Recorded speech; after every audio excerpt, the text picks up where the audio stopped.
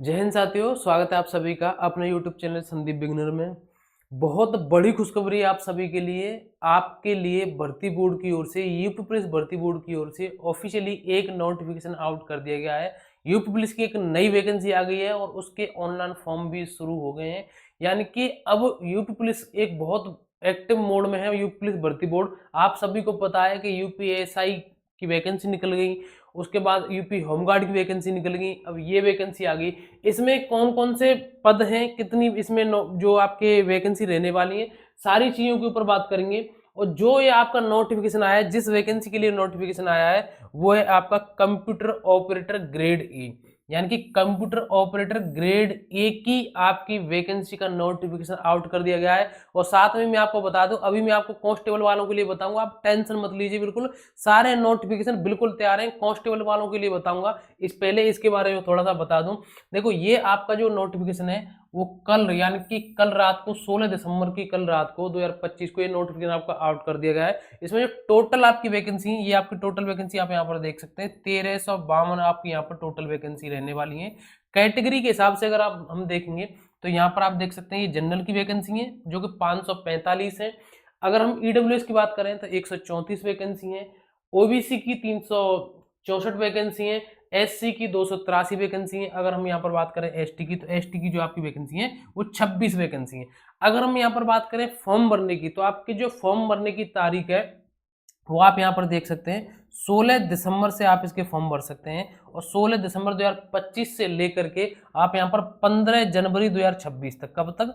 15 जनवरी 2026 तक आप इसके फॉर्म भर सकते हैं। और अब बिल्कुल नोटिफिकेशन आना शुरू हो गया। जिस तरीके से भर्ती बोर्ड ने क्रम से बताया था, उसी क्रम से आपके नोटिफिकेशन आने वाले हैं। ठीक है। और ये आपका जो नोटिफिकेशन आया है, इसमें अगर हम बात करें क्वालिफिकेशन की, यानी कि कंप्यूटर ऑपरेटर ग्रेड ए के लिए आपके पास क्या क्या क्वालिफिकेशन होनी चाहिए, तो उसके लिए अगर हम बात करें तो आप यहाँ पर देख सकते हैं, आपके पास होना चाहिए 12th, ठीक है, इंटरमीडिएट परीक्षा भौतिक शास्त्र और गणित विषयों के साथ उत्तीर्ण होना चाहिए, यानी कि फिजिक्स और मैथ के साथ उत्तीर्ण होना आवश्यक है। अगर आपके पास 12th है, प्लस में आपके पास ओ लेवल सर्टिफिकेट होना चाहिए। क्या होना चाहिए? यहाँ पर आप देख सकते हैं, ये नाइलेट के द्वारा जो होता है आप सभी का, ये ओ लेवल की परीक्षा या उसके द्वारा उसके समकक्ष मान्यता प्राप्त कोई अन्य परीक्षा उत्तीर्ण होना आवश्यक है। ठीक है। तो आपके पास दोबारा से देख लीजिए, आपके पास 12th होना चाहिए, प्लस आपके पास ओ लेवल होना चाहिए, तो आप इसका फॉर्म अवश्य भर सकते हैं। अगर हम बात करें कि इससे पहले कुछ जो महत्वपूर्ण बिंदु आप देख सकते हैं यहाँ पर, कि अभ्यर्थी को आवेदन करने से पहले ओटीआर, आप सभी को पता है यूपी पुलिस भर्ती बोर्ड की ओर से ओटीआर की व्यवस्था शुरू कर दी गई है। तो ओटीआर आपको करना होगा। ठीक है। और आवेदन भरने से पहले सारी जो सावधानी बरतेंगे वो नॉर्मल चीजें हैं। अगर हम यहाँ पर फीस की बात करें, तो आपकी सामान्य ईडब्ल्यूएस और अन्य पिछड़ा वर्ग के लिए आपके यहाँ पर 500 रुपए की आपकी फीस लगने वाली है। अगर हम यहाँ पर अनुसूचित जाति और अनुसूचित जनजाति के लिए बात करें, तो उनकी यहाँ पर 400 रुपए की जो आपकी फीस लगेगी। अब हम यहाँ पर बात करते हैं एज को लेकर के। अगर हम बात करें यहाँ एज को लेकर के, तो आपकी कम से कम जो आपकी एज होनी चाहिए वो 18 वर्ष होनी चाहिए, और मैक्सिमम आपकी 28 वर्ष होनी चाहिए। ये जो एज है आपकी, ये है आपकी जनरल की एज। किसकी एज है? ये आपकी जनरल की एज है। अगर आप 18 से 28 साल के हैं तो आप जनरल के हैं, तो आप इसमें फॉर्म भर सकते हैं। अगर आपको छूट चाहिए तो वो केवल और केवल उत्तर प्रदेश के निवासियों को ही मिलेगी। अगर आप उत्तर प्रदेश से बाहर के हैं तो आप जनरल में काउंट किए जाएंगे।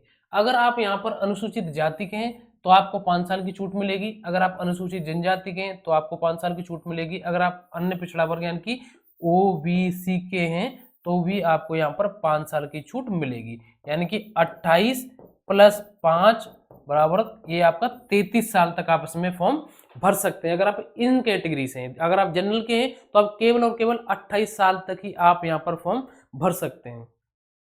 और जो कि सबसे ज्यादा जरूरी है किसी भी एग्जाम, मतलब किसी भी वैकेंसी में सिलेक्शन लेने के लिए, वो होता है आपका सिलेबस। तो आप यहाँ पर सिलेबस अपना देख सकते हैं। सिलेबस में आपके यहाँ पर जो आपकी सब्जेक्ट है वो है आपकी सामान्य ज्ञान, मानसिक सामर्थ्य एवं तर्क शक्ति, और आपका ये कंप्यूटर विज्ञान। टोटल आपके जो प्रश्न आते हैं यहाँ पर वो आते हैं 160। ठीक है। टोटल प्रश्न आपके 160 आते हैं, और टोटल आपका जो अंक रहते हैं वो आपके 200 अंक रहते हैं। ठीक है। अगर हम यहाँ पर बात करें कि जो जीएस कितने की आएगी, वो आएगी आपकी 40 प्रश्नों की संख्या रहेगी जीएस की, लेकिन आपके जो अधिकतम अंक रहेंगे वो रहेंगे आपके 50। ठीक है। अगर हम यहाँ पर बात करें आपकी रीजनिंग यानी कि मानसिक सामर्थ्य एवं तर्क शक्ति की, तो इसको हम 50 अंक इसके हो जाएंगे, तो कितने हो गए, 50-50 100 हो गए। बाकी का कंप्यूटर विज्ञान यहाँ पर इसका बहुत ज्यादा बड़ा खेल है।